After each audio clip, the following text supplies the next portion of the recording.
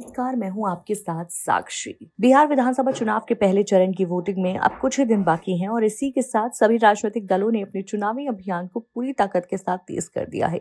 प्रधानमंत्री नरेंद्र मोदी से लेकर गृह मंत्री अमित शाह तक भाजपा के तमाम बड़े चेहरे इन दिनों बिहार की धरती पर लगातार सभाएं कर रहे हैं।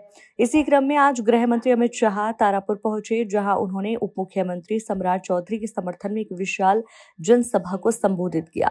सभा में उमड़ी भारी भीड़ को संबोधित करते हुए अमित शाह ने जनता से अपील की, आप लोग सम्राट को जिताइए, फिर पीएम मोदी इनको बड़ा आदमी बनाएंगे। इस बयान के बाद पूरे पंडाल में मोदी मोदी के नारे गूंज उठे। अमित शाह ने आगे कहा कि तारापुर और मुंगेर की धरती का धार्मिक और ऐतिहासिक महत्व है, क्योंकि ऐसा माना जाता है कि सीता माता ने यही छठ पूजा की थी। उन्होंने राहुल गांधी पर निशाना साधते हुए कहा कि कल राहुल बाबा आए थे, लेकिन उन्हें देश की परंपराओं का कोई ज्ञान नहीं है। मोदी जी का अपमान करते करते उन्होंने छठ मैया का अपमान कर दिया। आप लोग बताइए, क्या छठ मैया की पूजा नौटंकी है? अमित शाह ने कहा कि मोदी का अपमान तो देश की जनता कई बार सुन चुकी है, लेकिन बिहार की भावना से खिलवाड़ कभी बर्दाश्त नहीं किया जाएगा। जब जब मोदी जी का अपमान हुआ है, तब तब जनता ने कमल को और खिलाया है।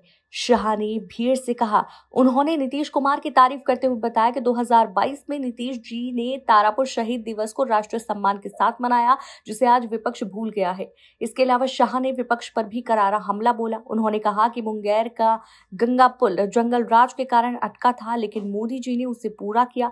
आरजेडी वाले आज नए चेहरे और कपड़ों में वही जंगल राज लेकर आए हैं। लालू यादव के शासन में अपहरण, खून खराबे और डर का माहौल था, लेकिन नीतीश कुमार ने उस जंगल राज को खत्म किया। सभा के अंत में अमित शाह ने जनता से फिर अपील करते हुए कहा, सम्राट चौधरी को जिताइए, क्योंकि आने वाले दिनों में जब वो जीतकर पटना जाएंगे, तब मोदी जी उन्हें और बड़ी जिम्मेदारी देंगे।